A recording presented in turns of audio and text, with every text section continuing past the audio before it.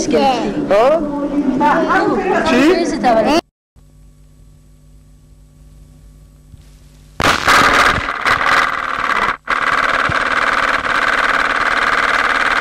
سلام به اونایی که این فیلم رو میبینن.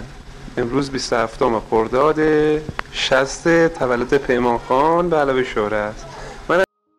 ایشونم نادره، هم فیلم بردار و هم کارگردان این تولد که در سال 1360 در خرداد ماه برای خانومش و خواهرزاده خانومش پیمان فیلم برداری و کارگردانی کرده.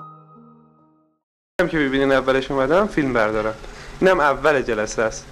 آقای رجبی این میوه ها اینا رو بگیر ببینن قشنگ. و اما آقای رجبی بابای پیمان که تولدشون هست و با جناق آقا نادر هستن که خانم آقا نادر هم تولدشونه. ایشون به عنوان فیلم بردار و کارگردان این جشن بوده. حالا باشه تا بقیه فیلم رو ببینید.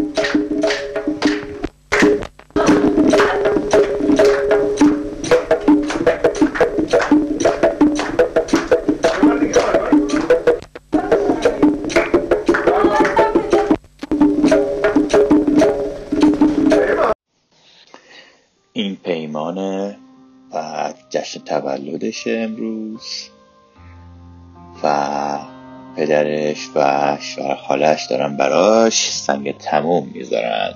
ببینیم ادامه جشن.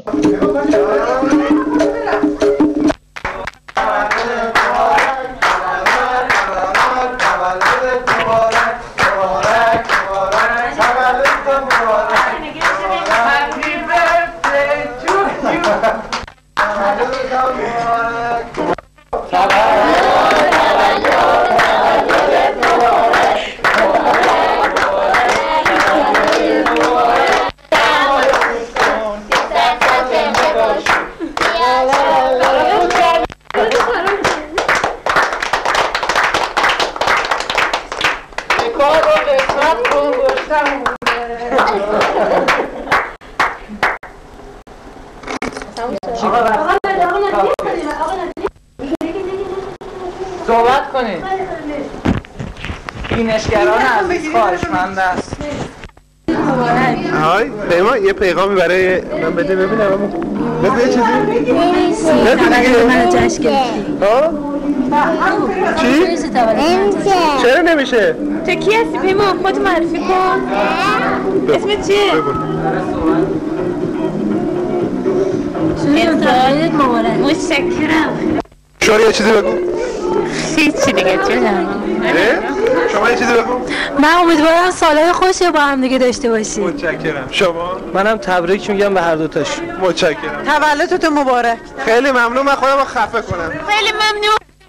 سال دیگه هم تولد من بود تو با همه.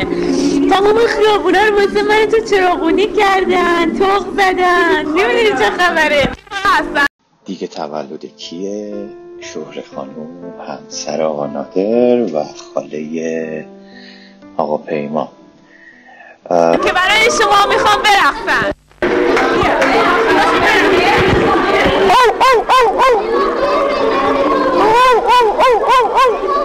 من دارم خودم رو خفه میکنم. منم بابا نادرم.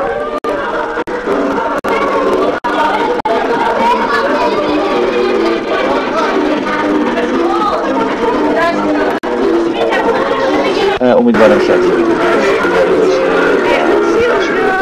باشید. امیدوارم که شما رو برده باشه به دهه 60 و حال هوای اون زمان رو تجربه کرده باشید. امیدوارم که با لایک و سابسکرایب این چنل بتونید ما رو حمایت بکنید. ممنون و متشکرم.